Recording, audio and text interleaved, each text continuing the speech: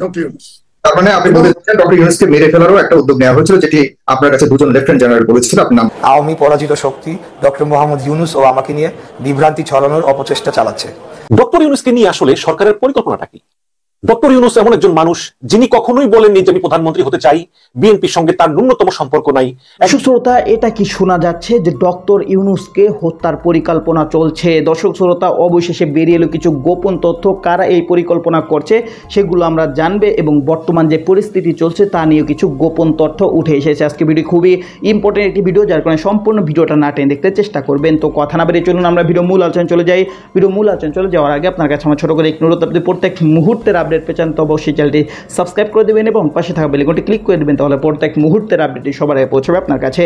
তো সব কথা না বেরিয়ে চলুন আমরা আসলে ঘটনাটি বিস্তারিত দেখে আসি। ডক্টর ইউনূসকে নিয়ে আসলে সরকারের পরিকল্পনাটা কি?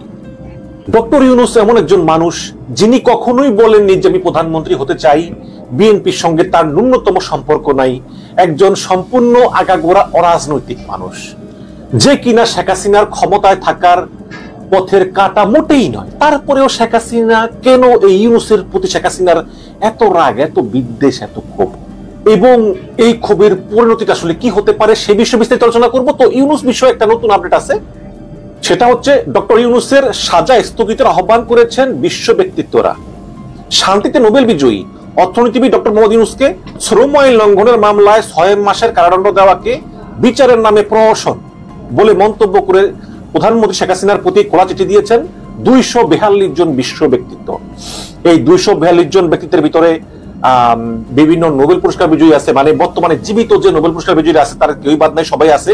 এছাড়া বিশ্বের বড় বড় রাজনীতিবিদ, বিভিন্ন দেশের প্রেসিডেন্ট, তারপরে আমেরিকার বিভিন্ন সিনেটর, কূটনীতিবিদ, তো বিশ্বের গুরুত্বপূর্ণ ব্যবসায়ী, রাজনীতিবিদ, তারপরে বিভিন্ন বড় বড় কর্মকর্তা, জাতিসংঘ সহ বিভিন্ন বড় বড় অর্গানাইজেশনের সাবেক প্রধান সহ মোট 242 জন বিশ্ব ব্যক্তিত্ব একটা চিঠি লিখেছেন প্রধানমন্ত্রী শেখ হাসিনার কাছে, যার মধ্যে 125 জন হচ্ছেন নোবেল পুরস্কার বিজয়ী। তো এই চিঠিতে কি লিখেছেন?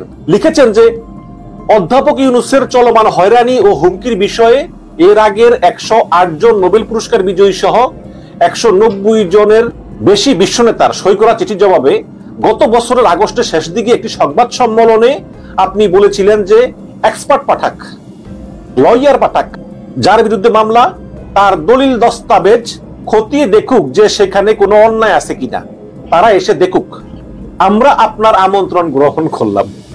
কি বিপদ! শেখ হাসিনা তো বললো, সমস্যায় বললো। শ্রম আইনের যে মামলার রায় 1 জানুয়ারি দেওয়া হয়েছে, শুধু সেটাই নয়, সেই সঙ্গে দুর্নীতি দমন কমিশনের বর্তমান ইনভেস্টিগেশনও পর্যালোচনা করা প্রয়োজন।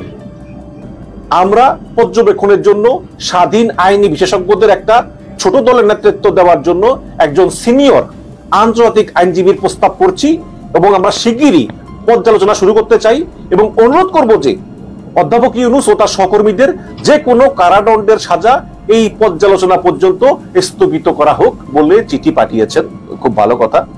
এখন হাসান মাহমুদ যাবো নাকি? দেখুন, আব্দুল মোমেনকে বাদ দেওয়া হয়েছে মূলত একটা কারণে, সেটা হচ্ছে কি, আব্দুল মোমেন মাঝে মধ্যে মুখ ফসকে সত্য কথা বলে ফেলে, কিন্তু হাসান মাহমুদ হচ্ছে ওই যে কিছু জাত ক্রিমিনাল আছে না, ওইরকম আর কি, মানে এই জন্য ওকে দেওয়া হচ্ছে পররাষ্ট্রমন্ত্রী। যদিও আমি মনে করি হাসান মাহমুদ মোমেনের চেয়ে যোগ্য না, দুটোও যোগ্য, বাট হাসান মাহমুদ একটু মুখ টুক বন্ধ রাখতে পারে আর কি। তিনি বলেছেন যে এটা বিজ্ঞাপন, এটা কোনো সংবাদ নয়। মানে এই যে একটা গবেটের মতো কথা, এটা তো বিজ্ঞাপনই, আমরাও জানি, কিন্তু তারা এই চিঠিটা প্রধানমন্ত্রীর কার্যালয়ে পাঠিয়েছে, এবং তারা যে পাঠিয়েছে এটা বিশ্ববাসীকে জানান দেওয়ার জন্যই তারা বিজ্ঞাপন আকারে সংবাদপত্রে ছেপেছে। এটা তো কোনো সংবাদ না, কিন্তু এই চিঠিটা কিন্তু প্রধানমন্ত্রীর কার্যালয়ে পাঠানো হয়েছে, এটা তো সত্য, এটা তো মিথ্যা না। তো এই হচ্ছে কি অবস্থা। এখন দেখুন, আমি এর আগে অনেক ভিডিও বানিয়েছি যে কিভাবে এই গ্রামীণ টেলিকমের নামে মামলা হলো, তারপরে যারা যারা কাজ করলো সেখানে তাদের সঙ্গে ডক্টর ইউনূস একটা মিউচুয়াল একটা আন্ডারস্ট্যান্ডিং এ এলো, আদালতের অনুমতি নিয়েই সেখানে 8-10 মাস কাজ করা একজনকে 1 কোটি 1.5 কোটি টাকা করে দেওয়া হলো, নাই জানি 3 কোটি দেওয়া হলো, মনে পড়তেছে না।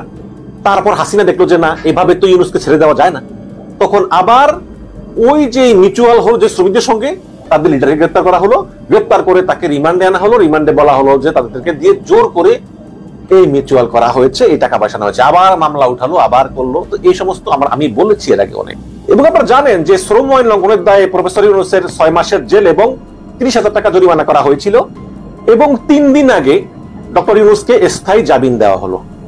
তো এই জামিন দেওয়ার পরে তিনি খুব আবেগে আপ্লুত হয়ে অনেক কথা বলেছেন।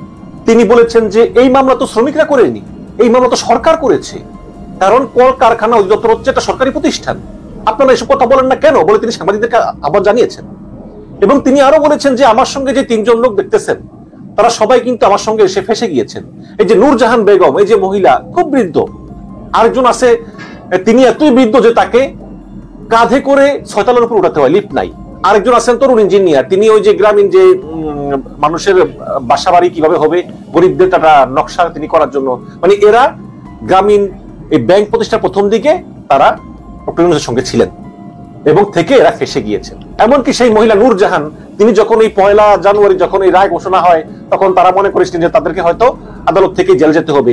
তিনি জিজ্ঞেস করেছিলেন যে জেলখানায় কি নেওয়া যায় কি নেওয়া যায় না, তার নামাজের তসবিহ, তারপরে যায় নামাজ, তারপরে ইসলামিক পোশাক আশাক এগুলো নেওয়া যাবে কিনা, এবং তারা ধরে নিয়েছিলেন যে তাদের জেল হবে। তাহলে যে লোকগুলো ডক্টর ইউনূস সহ যেই লোক। তো দর্শক আপনার ভিডিওটি দেখলেন, ভিডিও দেখে যদি আপনার কোনো মন্তব্য থাকে তাহলে অবশ্যই কমেন্ট বক্সে আপনার মূল্যবান মন্তব্য জানিয়ে দিবেন। দর্শক এখন আমরা পরবর্তী আরেকটি ভিডিও দেখবো যেটা দ্বারা আমরা আরো কিছু তথ্য আমরা জানতে পারবো। দর্শক চলুন আমরা সেই ভিডিওটি বিস্তারিত দেখে আসি। আমি আল্লাহর নামে বলছি, 2 জন lieutenant general equivalent with the prime minister, lieutenant জেনারেলরা কিন্তু third world countries equivalent with the prime minister, তারা আমাকে সম্পর্কে বলেছে যে there was a plot to eliminate doctor Yunus. তার মানে আপনি বলতে চাচ্ছেন ডক্টর ইউনূসকে মেরে ফেলারও একটা উদ্যোগ নেওয়া হয়েছিল, যেটি আপনার কাছে 2 জন লেফটেন্যান্ট জেনারেল বলেছিল, আপনি নাম বলেননি। যাই হোক, এটি খুব ভয়ঙ্কর একটি তথ্য। আল্লাহ যাকে ইচ্ছা রাজ্য শাসনের ক্ষমতা প্রদান করেন এবং যার কাছ থেকে রাজ্য শাসনের ক্ষমতা ছিনিয়ে নিয়ে তাকে নর্দমায় নিক্ষেপ করেন। এবং দেখেন, আপনি যে বলেছেন যে পালিয়ে গেছে, তার এই পালানোটা অন্যভাবে কিছু করা যেত কিনা, আমি আপনাকে এইটা বলছি যে আপনি যে বললেন পালিয়ে গেছে, এই বিষয়ে আমি বলি যে যখন এটা তো বলে রাখি জনাব প্রসেসাদিক, যদিও আওয়ামী লীগের পক্ষ থেকে এবং প্রধানমন্ত্রীর ছেলে এবং প্রধানমন্ত্রী এখন তারা বলছেন তারা পালায়নি বা তিনি পালাননি। আমরা তো শুনেছি তিনি বলছেন ক্ষমতাও তিনি হস্তান্তর করেননি, এই ধরনের কথা হচ্ছে তাদের পক্ষ থেকে দাবি করা হয়েছে। সেগুলির মাথায় রাখবেন কেন এই ধরনের দাবি, বিভিন্ন রকম মন্তব্য। প্রথমেই কিন্তু জয় এবং তার মা দুজনেই বলছে আমরা পদত্যাগ করে চলে আসছি। জয়ও বলছে রাজনীতি করবো না, বাংলাদেশের মানুষ যা ইচ্ছে তাই করুক, আমরা বাংলাদেশের বিষয়ে আমার কোনো মাথা কামে না, প্রথমে তাই বলেছে। পরবর্তীতে তাদের স্টেটমেন্ট চেঞ্জ করছে। কিন্তু আমি বলছি, যখন আমি দেখেন আমি 6 জন প্রেসিডেন্টের দায়িত্ব পালন করেছি বঙ্গভবনের 22 বছর। I have seen fall of Ziaur Rahman sir, fall of Sattar, fall of President Ershad, fall of Begum Zia, and now seen fall of Sheikh Hasina. এবং আমি বলি, যখন পাপের ভার পূর্ণ হয়ে যায় তখন আমরা দিব্য চোখে দেখতে পাই যে he is going to fall at any moment.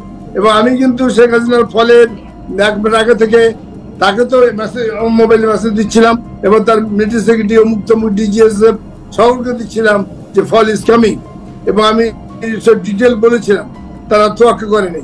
আমি আর একটু কথা বলতে চাই, পাপের ভার কিভাবে পূরণ হয়ে গেছে এই গভর্নমেন্টের বিদায়, এটা আল্লাহর আরশ মহল্লায় এই পাপের ভারে আরশ মহল্লায় কেঁপেছে। আমাকে আপনি আনটারে 5 মিনিট বলতে দিবেন। এই কোরআন শরীফে সূরা নিসায় আল্লাহ বলছেন, ইন্নাল লাযিনা ইয়াকুলনা আমওয়ালাল ইয়াতামা যুলমান ইন্নামা ইয়াকুলনা ফি বুতুনিহিম নারা সাইয়াসতালুন সাইয়ারা। অর্থাৎ যারা এতিমের অর্থ সম্পদ অন্যায়ভাবে ভক্ষণ করবে এবং এতিমের প্রতি জুলুম নির্যাতন করবে, তারা পেটে হাবিয়ে করে আগুন ভর্তি করবে। তো দর্শক আপনার সম্পূর্ণ ভিডিও দেখলেন, এই সম্পূর্ণ ভিডিও দেখে যদি আপনার কোনো মন্তব্য থাকে তাহলে অবশ্যই কমেন্ট বক্সে আপনার মূল্যবান মন্তব্য জানিয়ে দেবেন। দর্শক কথা বলতে বলতে আমরা ভিডিও শেষ পর চলে এসেছি। ভিডিওটি শেষ করার আপনার কাছে আবার অনুরোধ করছি, আপনি প্রত্যেক মুহূর্তের আপডেট পেয়েছেন তো অবশ্যই চ্যানেলটি সাবস্ক্রাইব করে দেবেন এবং পাশে থাকা বেল আইকনটি ক্লিক করে দেবেন, তাহলে প্রত্যেক মুহূর্তের আপডেটটি সবার আগে পৌঁছাবে আপনার কাছে। তো সব বিশেষ কিছু ভালো থাকবেন, সুস্থ থাকবেন, আল্লাহ হাফেজ।